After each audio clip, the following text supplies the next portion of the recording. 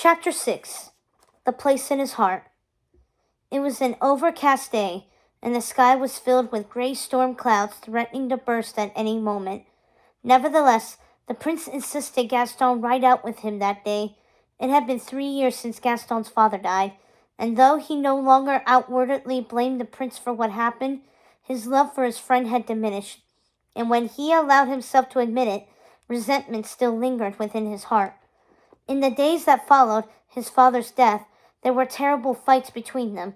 Gaston demanded the prince explain why he fired off that first shot. He told him again and again if it weren't for him, his father would still be alive.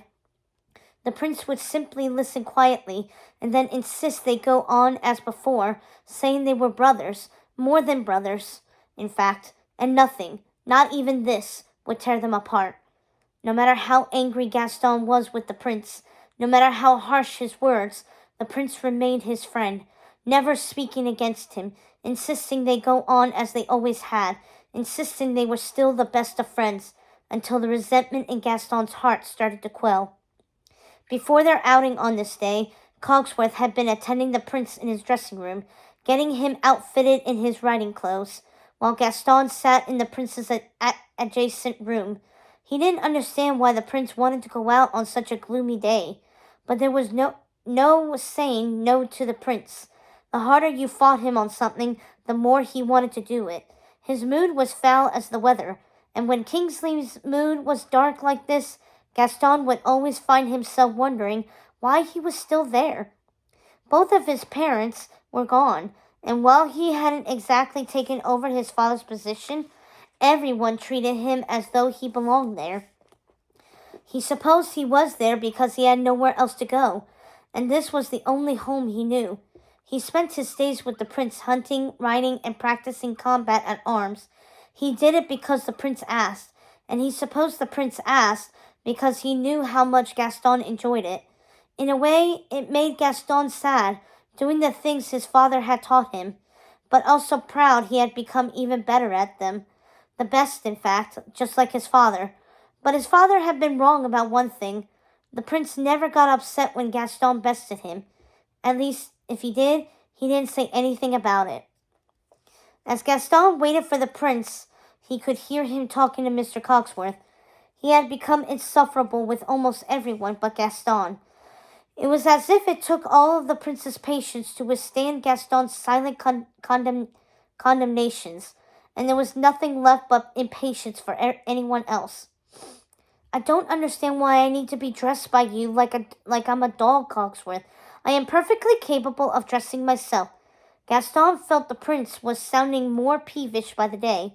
He wasn't sure if it was because he was still angry with him, or if the prince was truly becoming exactly what he said he would never be, one of those horrible, selfish, entitled princes who would eventually become a miserable tyrant of a king. Of course you are, your highness. Will Gaston be serving you as huntsman and scout on this outing? Mr. Cogsworth asked as he made his finishing touches to the prince's outfit. No, Cogsworth. Gaston will be joining me as my friend.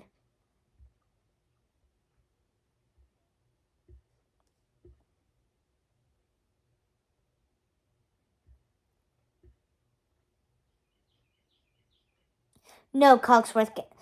Gaston will be joining me as my friend. Gaston rolled his eyes.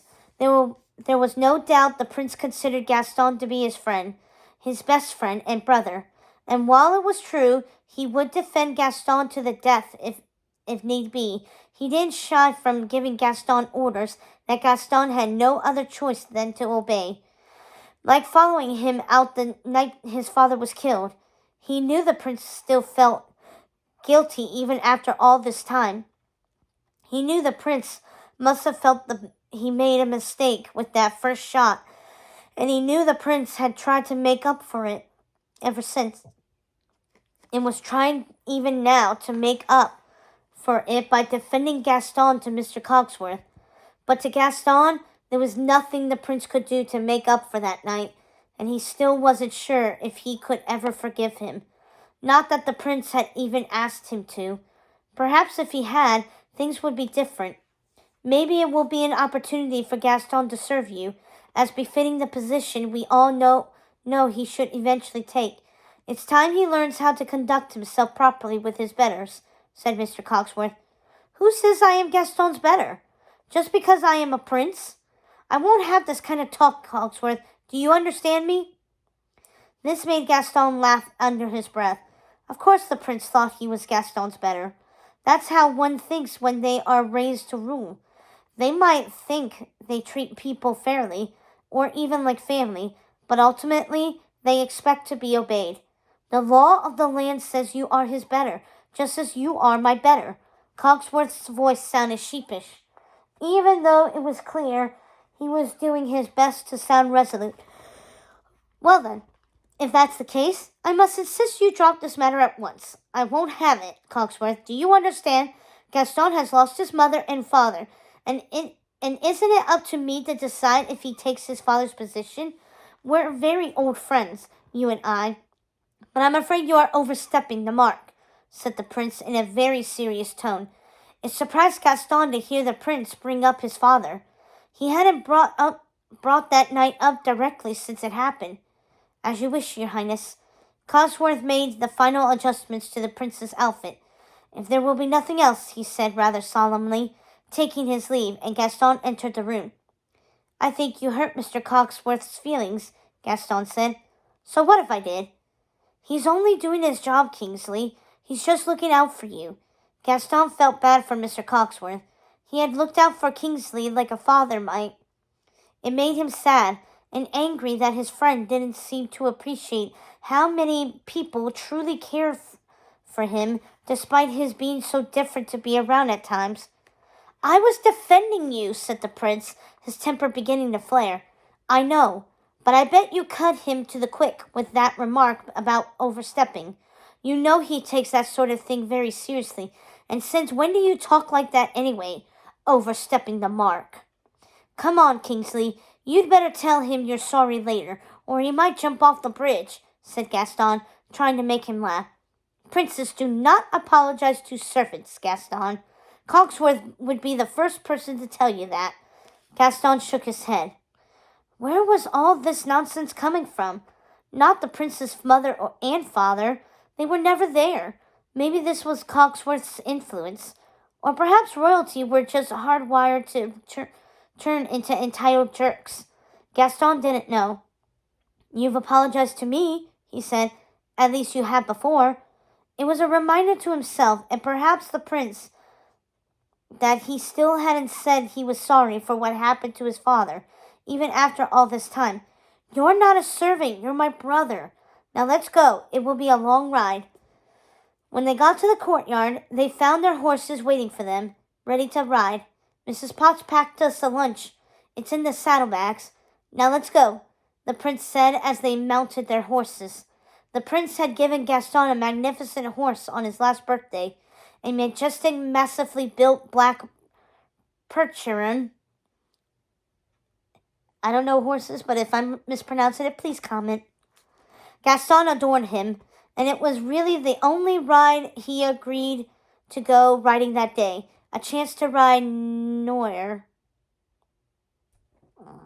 They rode out deep into the woods, not minding the threat of rain or the dark storm clouds overhead.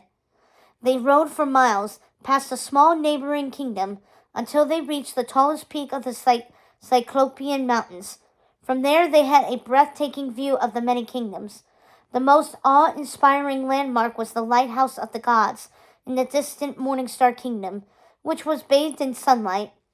Gaston had only seen drawings of the lighthouse before. It was the tallest structure in the many kingdoms, built by the greatest Cyclopeans in the time before men.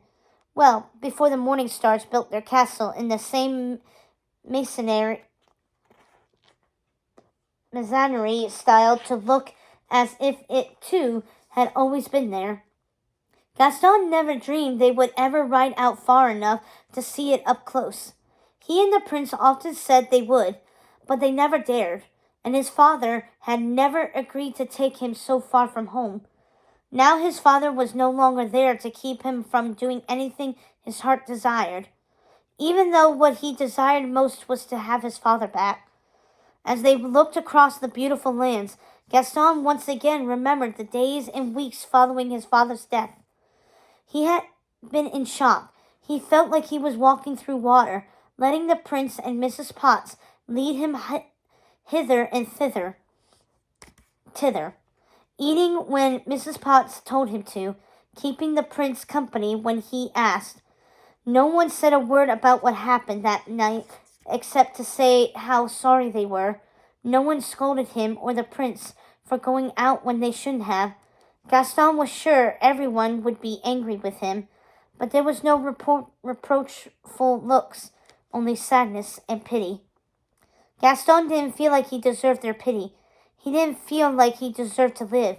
If he had stood up to the prince, maybe his father would still be alive. And perhaps that was one of the reasons Gaston stayed there, did the prince's bidding, and remained his friend, because he knew in his heart it was both all of their faults. And what would Gaston do without the prince, without his best friend, even if there was a place in his heart that still blamed both the prince and himself for what happened? He could only hope that one day he would be able to forgive himself and his friend. As Gaston came back to the present and looked at the beautiful landscape, he felt almost thankful to be in the prince's company and witnessing this beautiful view. They dismounted their horses and stood together on the cliff, taking in the splendor of Morningstar Kingdom, standing in silence for a long time as the mist surrounded them. Clinging to their cloaks, they looked at the sun-drenched kingdom in the distance. My father wants me to go on my grand tour. It will start in the many kingdoms, but I will also go abroad to the world outside our realms. I asked if you could come with me, but the only way we could manage it is if you would agree to serve as my valet. I have no idea how to be a valet, Kingsley, Gaston said, frustrated with Kingsley for ruining this beautiful moment with talks of grand tours and valets. You won't really have to be my valet. Just pretend, the prince replied, turning on his charm. Gaston knew what would happen next, what always happened when Kingsley wanted his way. And who is going to get you in and out of all the ridiculous costumes you will have to wear to all those balls and dinner parties you'll be expected to attend while you're traveling the world and expanding your education? Gaston pressed. We'll figure it out. I don't want to go without you. Besides, you'll have to help me pick my future bride. I can't do it without you. We need to make sure she is right for us, he said, surprising Gaston. What a thing to say. You mean right for you, said Gaston, laughing at his friend. For us, Gaston.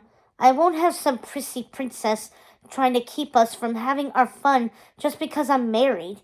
If I am going to marry anyone, she's going to have to understand you come first.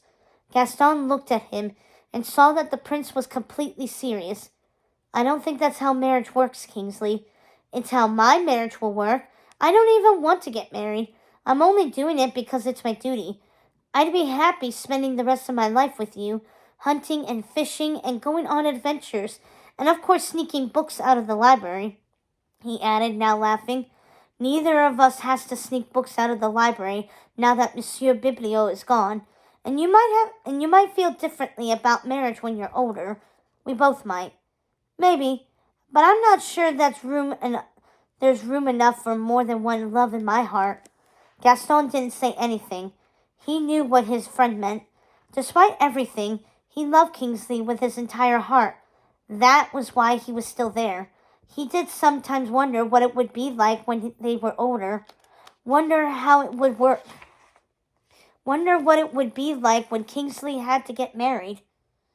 But it always felt so far off, and he would push it out of his mind.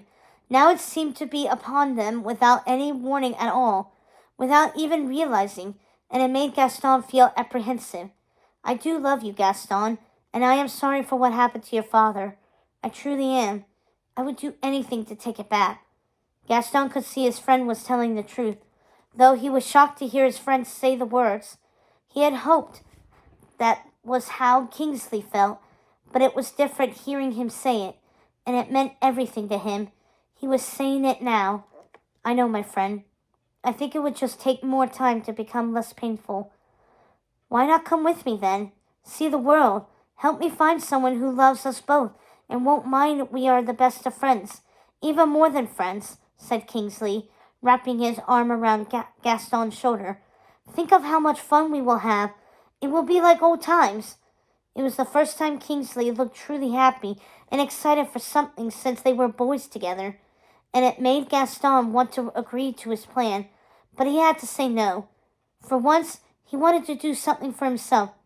Maybe some time apart will make things less painful, he said quietly. Then what will you do? Take over your father's position? You don't want that. The prince's laugh sounded sharp, and he was right.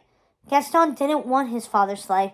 It would be like living in a world of memories and pain, a constant reminder of how he failed him. But he didn't have a choice. It's the only thing I can do. I have taken advantage of your parents' generosity for too long. Gaston was surprised he hadn't been forced to take over his father's position before then, that they allowed him to live there without working for as long as they had. Don't be silly. I've talked to my father. You are to be given an estate, lands, and money of your own. Kingsley looked positively pleased with himself. The estate is in this kingdom, of course, close enough that you won't be too far away, but with enough distance that you will feel independent. What are you talking about? I have no idea how to run an estate. There will be a steward and a land agent to help you until you do, and to look after things when you're away. It's all arranged, Gaston. It's there for the taking when you decide you are ready. In the meantime, it will be well looked after. That way you can go with me if you change your mind. The prince looked so excited, so happy. And the truth was, Gaston was happy at the offer. He knew this was Kingsley's way of trying to make everything up to him, and despite everything, Gaston loved him for it, and he wanted to go with him. But he didn't want to go as his servant. He wanted to go on his own journey, on his own terms. Do you think your dad can throw in a title as well? If he did, then I could just travel with you as your friend, said Gaston, laughing. Don't think I didn't ask, and title or no, Gaston, you will always be my friend.